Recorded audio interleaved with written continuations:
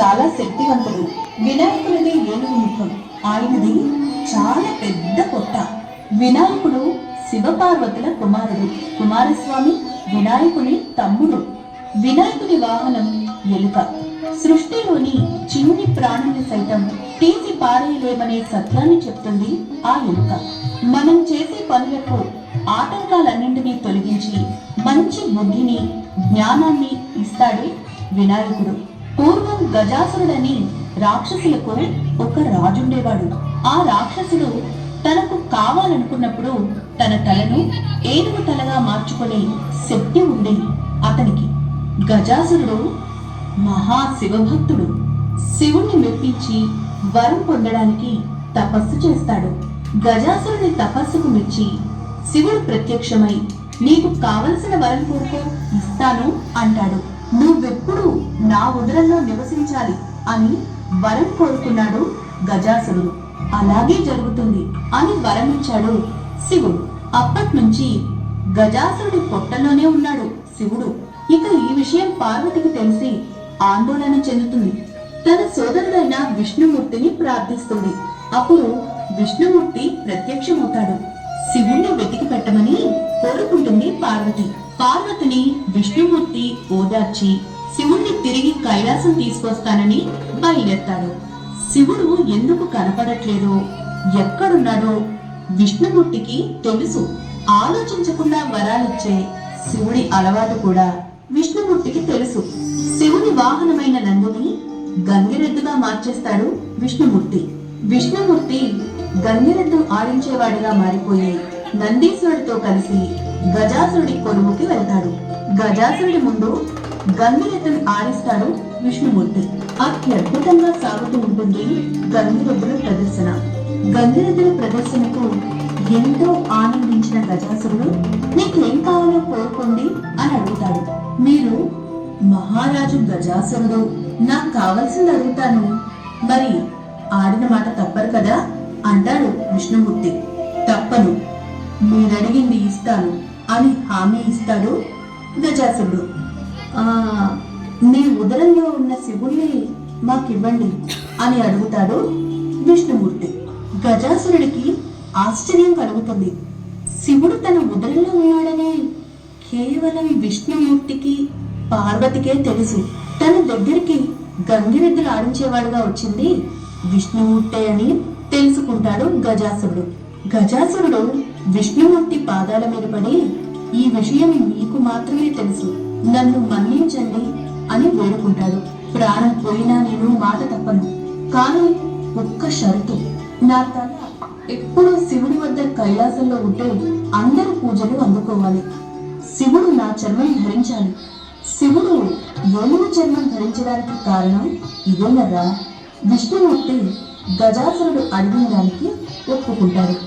నందిని పిలిచి గజాసురుని పొట్ట చీల్చమంటాడు. విష్ణుమూర్తి ఆజ్ఞతో నంది గజాసురుని పొట్టను చీల్చి చంపేస్తుంది. గజాసురుడి ఉదరం నుంచి బయటపడతాడు శివుడు. గజాసురుడు చనిపోయాడని శివుడు తిరిగి అయిపోతాడు. పార్వతి తల్లి ఒంటరిగా కైలాసంలో శివుని తలుచుకుంటూ ఉండిపోతుంది. ఆయన లేకుండా కైలాసం ఎదురులాడిపోతుంది. ఆయన తమ్ముడు కనాథంతో కైలాసం ఎప్పుడు బాగుండిపోతూ ఉంటుంది. కానీ ఇవాళ స్వామి లేకుండా కైలాసం రాదు. భోళాశంకరుడు అయిన అందరికీ అనేది ఎవరు ఎలాంటి కోరిక కోరినా సరే ముందు వెనక ఆలోచించకుండా వరాలను ప్రసాదిస్తాడు. అలా ఆ గజాసురుడు కోరిన కోరికలను తీర్చి అతను వెంట వెళ్ళిపోయాడు. ఇప్పుడు ఆయన లేక నేను అస్సలు లేకపోతున్నాను. అలా పార్వతి వెళ్ళి బాధపడుతూ ఉంటుంది. అప్పుడు ఆమె వద్దకు ద్వారకాలో పిలుస్తాడు. తల్లి, చాలా ఆందోళనగా కనిపిస్తున్నావు, కారణం ఏమిటి తల్లి? చెప్పు తల్లి. లేదు, మీ వల్ల నాకు ఎలాంటి ఇబ్బంది కలగలేదు. స్వామివారు పూలోకానికి వెళ్తూ మీ బాధ్యతని నాకు అప్పగించి వెళ్ళారు. మీకు ఏదైనా ఇబ్బంది కలిగితే మేము అస్సలు చూడలేదు. స్వామివారు తిరిగి వస్తున్నారు అన్న సమాచారం అందింది. మీరు ఇలా బాధగా ఉంటే స్వామి మమ్మల్ని అస్సలు క్షమించరు. అందుకే మీకేమైనా ఇబ్బంది కలిగితే మాకు తెలియచేయండి అమ్మా. మాకు ఎలాంటి ఇబ్బంది లేదు, మీరు వెళ్ళండి నాకేదైనా అవసరం కలిగితే నేను తీస్తాను. అలా పార్వతీదేవి మళ్ళీ పంపిస్తుంది. స్వామి వస్తున్నాడన్నమాట నాకు చాలా ఆనందాన్ని కలిగించింది. నేను రచనమని ఆయన యొక్క అలంకారానికి కూడా తోడమయ్యారు. ఆయన వచ్చేటప్పుడు స్నానం చేసి చక్కగా అలంకరించుకొని కనిపిస్తాను. అలా పార్వతీదేవి స్నానం చేయడం కోసం పసుపుని తీసుకుంటుంది. పసుపు చాలా పొదుగ్గా ఉంది. అలా అనుకుంటూనే ఒక మనిషి ఆకారాన్ని పోయిన ఒక పసుపు బొమ్మని తయారు చేస్తుంది. ఈ పసుపుతో చేసిన బొమ్మ ఎంత అందంగా ఉంది. ఈ బొమ్మలో ఏదో తక్కువ ఉంటుంది. ఏం తక్కువైంది? ప్రాణం ఒక్కటే తక్కువైంది.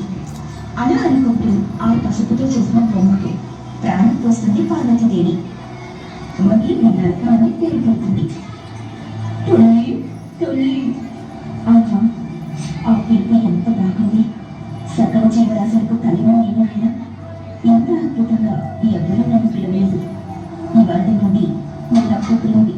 నీ పిలుపుతో నాలో ఉన్న మాటలతో కూలిపోయింది. నా అదృష్టం తల్లి. చెప్పండి తల్లి, నన్ను ఏం చేయమంటారు? ఆజ్ఞివ్వండి. అప్పుడు నా తల్లి బాధ్యతను తీసుకున్నావా? మరి తల్లి బాగోగులు చేసుకోవడమే కదా పుత్రుడి ప్రథమ కర్తవ్యం. నేను స్నానానికి వెళ్తున్నాను. ఎవరు చాలా లోపల ఉన్నారో రాలేదు. ఎంతటి వారైనా సరే ద్వారం వద్దనే ఆపి. అలాగే అమ్మా.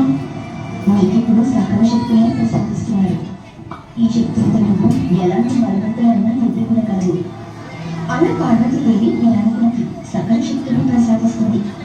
ఆ శక్తులతో వినాయకుడు శక్తివంతుడిగా మారిపోతాడు. అలా శక్తిని ప్రసాదించి పార్వతీదేవి స్నానానికి వెళ్తుంది. అమ్మ స్నానానికి వెళ్ళడానికి వీల్లేదు, ఇక్కడే ఉండి కాపలా కాస్తుంటారు. అలా వినాయకుడు నిష్టగా కాపలా కాస్తూ ఉంటాడు. అప్పుడు శివుడు కైలాసానికి తిరిగి వస్తాడు. యథావిధిగా లోపలికి వెళ్ళబోతుంది. బాబు ఎవరు ఇలా నా అనుమతి లేకుండా లోపలికి వెళ్ళడానికి నీకెంత ధైర్యం? నా కైలాసానికి వెళ్ళడానికి నాకు అనుమతి కావాలా? నేను శివుని. నువ్వెవరివైతే నాకెందుకు? మా అమ్మ నన్ను ఇక్కడ తనకు కాపలా ఉండమని చెప్పింది. ఎలాంటి వాడైనా సరే, ఎంతటి బలవంతులైనా సరే లోపలికి పంపొద్దని చెప్పింది. అవునా? ఎవరినమ్మా? మా అమ్మ పేరు పార్వతీదేవి, పార్వతరాజు పుత్రి. మాకు ఎలాంటి పిల్లలు లేదు. చూస్తుంటే నువ్వేదో మాయాశక్తిగా ఉన్నావు. ఈ మాయాశక్తిని ఇప్పుడే నాశనం చేయాలి. ఇక్కడ నుండి వెళ్ళలేదంటే నా చేతిలో నీ అంతం తప్పదు. నన్నే అంతమాటంటావా? అంటూ శివుడు తన త్రిశూలంతో వినాయకుడి పైన చూసేస్తాడు. అమ్మా, నా బిడ్డ నచ్చినట్టుంది, ఏదైనా కష్టం వచ్చినట్టుంది అంటూ వినాయకుడి వద్ద ప్రత్యక్షమవుతుంది. వినాయక, ఏంటి ఉదయం విధారక దృశ్యం? ఇలా చేసింది ఎవరు? నా బిడ్డకి ఏ పరిస్థితి కల్పించింది ఎవరు? పార్వతి, ఈ బిడ్డ నేను సృష్టించిన మన పుత్రుడండి. అయ్యో, ఏదో మాయాశక్తి అనుకుని అలా చేశాను. తప్పు చేశారండి. ఆవేశంలో సరిదిద్దుకోలేని తప్పు చేశారు. నా బిడ్డని నాకు తెచ్చివ్వండి, లేకుంటే నేను నిద్రను పొందాల్చి ఈ సృష్టిని నాశనం చేస్తాను. వద్దు, అలా చెయ్యద్దు. నేను నీ బిడ్డని తిరిగి ప్రాణాలతో తెచ్చిస్తాను దేవి. అలా శివుడు ద్వారపాలకులను పిలుస్తాడు. గోవుకానికి వెళ్ళండి. మీకు ఎదురుగా ఏ ప్రాణమైతే తన ఎదురు ఎత్తిపోతూ ఉంటుందో ఆ ప్రాణం తనకి తీసుకుని రండి. తమ అమ్మ స్వామి. అలా శివుడు అమ్మ మేరకు ద్వారపాలకుడు గోవుకానికి వెళ్తాడు. అప్పుడు ఏడుగురు చూడటంతో ఆ ఏడుగురు కలని తీసుకుని వెళ్తాడు. శుభకృతం అంటూ ఆ ఏడుగురు వినాయకుడి శివరానికి పెడతాడు. అలాగే ప్రాణం పోస్తాడు. ఆ శివుడు, నన్ను క్షమించండి తండ్రి, నేను మీతో అలా ప్రవర్తించి ఉండదు. ఇదంతా విధిలిఖితం. ఇక పై గజానన అని నామంతో ప్రజలు అందుకుంటారు.